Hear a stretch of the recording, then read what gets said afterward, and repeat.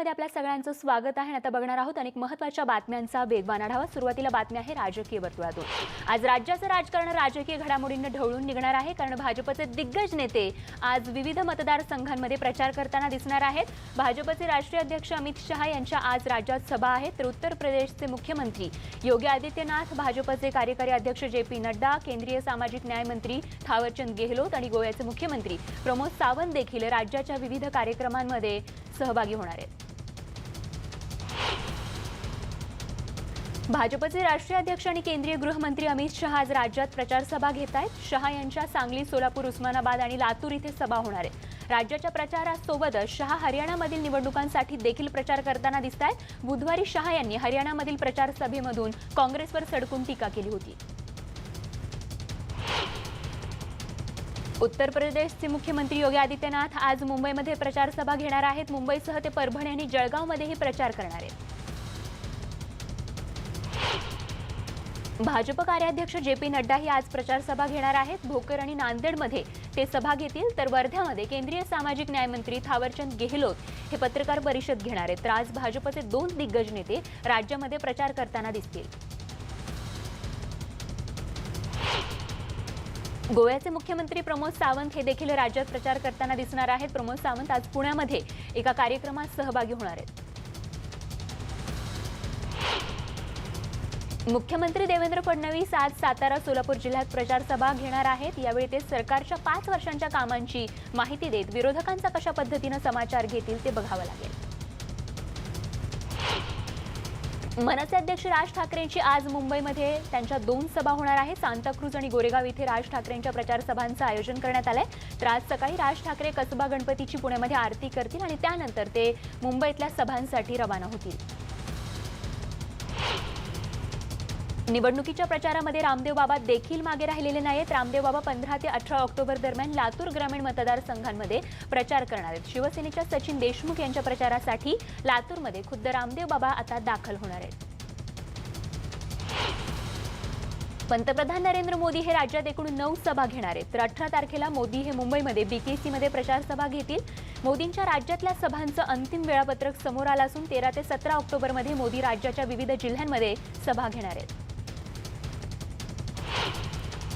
तर पंतप्रधान नरेंद्र मोदींपाठोपाठ आता राहुल गांधी देखील महाराष्ट्रात प्रचार सभा घेणार आहेत. येत्या 13 तारखेला राहुल गांधी महाराष्ट्रात येणार असून 13 आणि 15 ऑक्टोबरला राहुल गांधींच्या महाराष्ट्रात 2 सभा होणार आहेत. राष्ट्रपती रामनाथ कोविंद आर्मीच्या विशेष कार्यक्रमासाठी नाशिक शहरात दाखल झालेले आहेत. राष्ट्रपतींच्या हस्ते रुद्रनाद या संग्रहालयाचं आर्टिलरी सेंटर या लष्करी तळावर उद्घाटन होणार असून फ्लॅग प्रदान हा महत्त्वाचा कार्यक्रम देखील होणार आहे. तर 1885 साली ब्रिटिशांनी मुंबईला सुरू केलेलं आर्टिलरी सेंटर हे अर्थात सैनिक प्रशिक्षण केंद्र कालांतरानं नाशिकच्या देवळालीला हलवण्यात आलं. तोफखाना आणि हवाई दल प्रशिक्षणाचं हे देशातलं प्रमुख केंद्र असल्यानं त्याचा आज विशेष गौरव राष्ट्रपतींच्या हस्ते करण्यात येतोय. तर अनेक देशांमधील लष्करी अधिकारी देखील या तळावर प्रशिक्षणासाठी येत असतात. फ्लॅग प्रदान हा सन्मान आर्टिलरी सेंटरला पहिल्यांदाच मिळतोय. लोकांना आता राज्यामध्ये परिवर्तन हवं आहे असं म्हणत पवारांनी अकोल्याच्या सभेत सरकारवर टीका केली आहे. आज शरद पवार हे नागपूर जिल्ह्यात प्रचार सभा घेणार आहेत. बुट्टी, बोरी आणि हिंगणा इथे पवारांच्या प्रचार सभांचं आयोजन करण्यात आलं आहे. शरद पवार केंद्रात कृषी मंत्री असताना शेतकऱ्यांच्या आत्महत्या सत्रास सुरुवात झाल्याची टीका उद्धव ठाकरेंनी केली. बुधवारी अहमदनगरमध्ये उद्धव ठाकरेंच्या 4 सभा पार पडल्या. तर आज उद्धव ठाकरे यांची औरंगाबादमध्ये प्रचार सभा होणार आहे. खाऊन खाऊन तुम्ही थकला आहात, आता किती खाणार असा सवाल करत उद्धव ठाकरेंनी बुधवारी संगमनेरच्या सभेत विरोधकांवर तोफ डागली आहे. सत्ता गेल्यानं विरोधक बेकार झाले असून राज्यभर ठोठो करत फिरत असल्याची टीका देखील यावेळी संगमनेरच्या सभेत त्यांनी केली आहे. असल्याचं भाकी शिंदेंनी न्यूज 18 लोकमतला बोलताना दिलंय.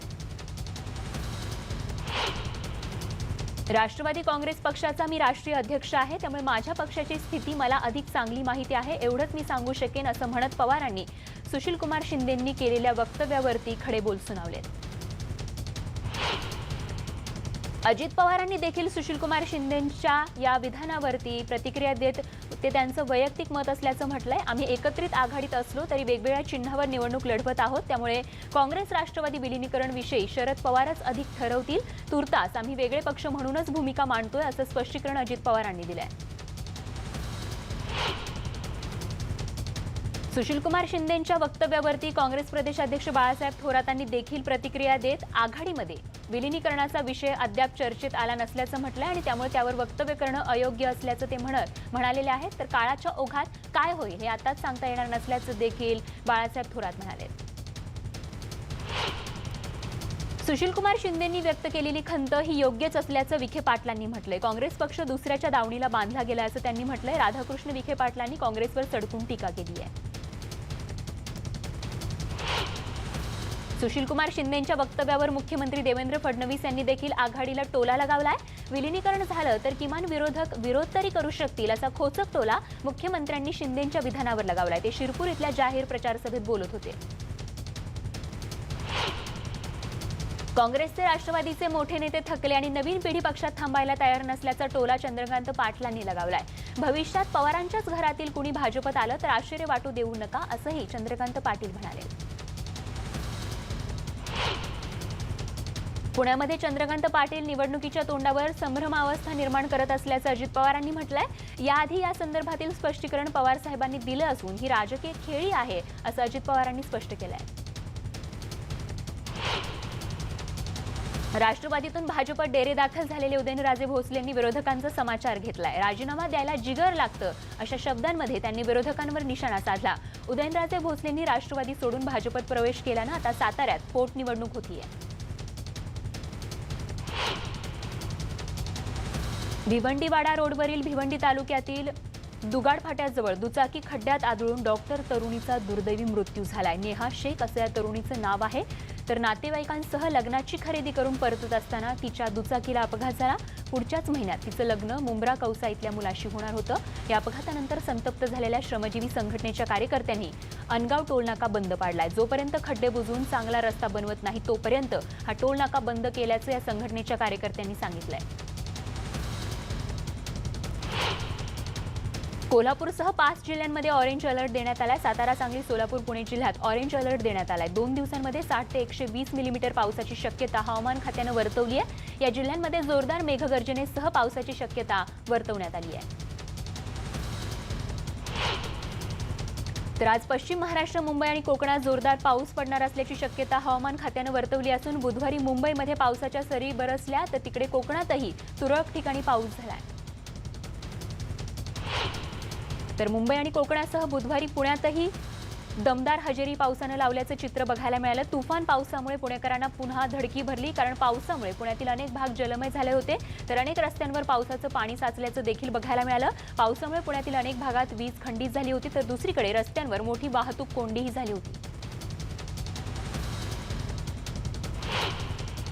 पुण्यामध्ये पीएमपीएल बसवर झाड कोसळलं. यामध्ये चालकाचा दुर्दैवी मृत्यू झालाय. पुण्यातील ग्राहक पेठ समोरची ही दुर्दैवी दुर्घटना आहे.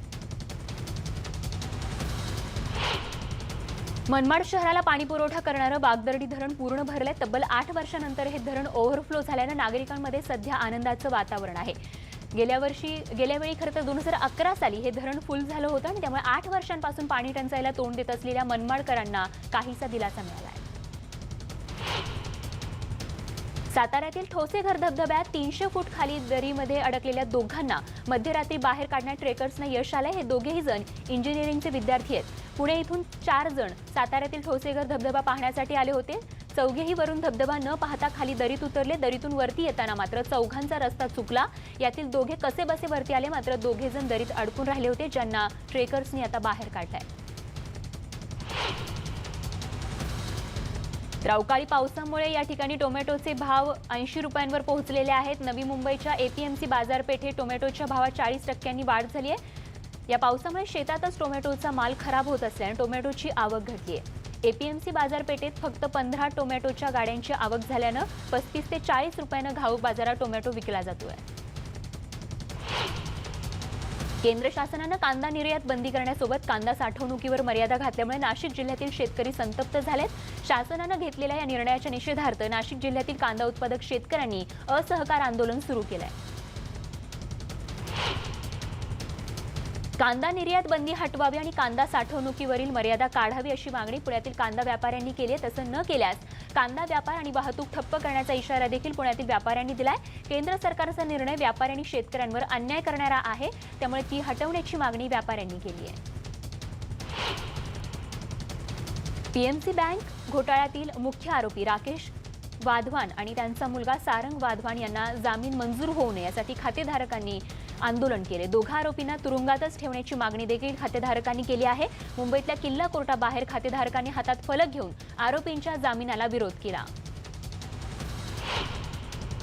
कर्ज देणाऱ्या कंपन्यांची वसुली एजंट काय थराला जाऊ शकतात याचं आणखीन एक भयानक उदाहरण समोर आलंय। पुण्याच्या एका नागरिकाला मुथूट होमफिन या कंपनीनं नेमलेल्या थर्ड पार्टी वसुली एजंटनं फोन केला आणि अर्वाच्य शब्दांमध्ये धमक्या दिल्या। एवढंच नाही तर कर्ज घेतलेल्या पुरुषाच्या पत्नीबद्दलही अश्लील आणि आक्षेपार्ह शेरेबाजी केली आहे। पीडित माणसानं पोलिसांमध्ये या संदर्भात तक्रार दाखल केली आहे। जळगावमध्ये रावेर इथे चोरवड चेक नाक्यावर 29,15,000 रुपयांची रोकड जप्त करण्यात आली आहे। महाराष्ट्रात विधानसभा निवडणुकीच्या पार्श्वभूमीवर वाहनांची कसून तपासणी केली जाते आणि याच अनुषंगानं फिरत्या वाहन तपासणी पथकाकडून ही कारवाई करण्यात आली आहे। आपण अनेकदा सापाने बेडकाची शिकार केल्याचं ऐकत असतो, अनेक जणांनी ते पाहिले देखील असेल, पण रत्नागिरी जिल्ह्यात दापोली तालुक्यामध्ये कोलथरे गावात बरोबर उलटं घडलंय। बेडकाने चक्क सापाला गिळले। बेडकाने सापाला गिळल्याचा हा व्हिडिओ सध्या चांगला चर्चेचा विषय ठरतोय। आमदार रवी राणा यांच्या विजयासाठी खासदार नवनीत राणा यांनी 3 किलोमीटर अनवाणी चालत जाऊन अंबादेवीचं दर्शन घेतलं। विदर्भाचं कुलदैवत असलेल्या अंबादेवीचं दर्शन घेऊन त्यांनी पतीच्या विजयासाठी प्रार्थना केली। रवी राणा हे बडनेरा मतदारसंघातून निवडणूक लढवत आहेत। उस्मानाबाद पोलिसांनी उभ्या केलेल्या चेकपोस्टमध्ये कंटेनर घुसला आणि अपघात झाला। यामध्ये 3 पोलीस कर्मचाऱ्यांना या कंटेनरनं चिरडलं असून दोघांचा यामध्ये मृत्यू झाला असून एक जण गंभीर जखमी आहे।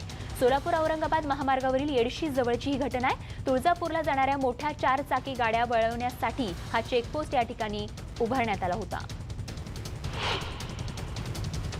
मनमाडमध्ये कांदा गिळलेल्या कोब्राला सर्पमित्रानं जीवनदान दिलंय। मालेगाव रोडवर असलेल्या कांद्याच्या खळ्यात काम करणाऱ्या महिलांना कोब्रा दिसला आणि त्या महिलांनी आरडाओरडा सुरू केला।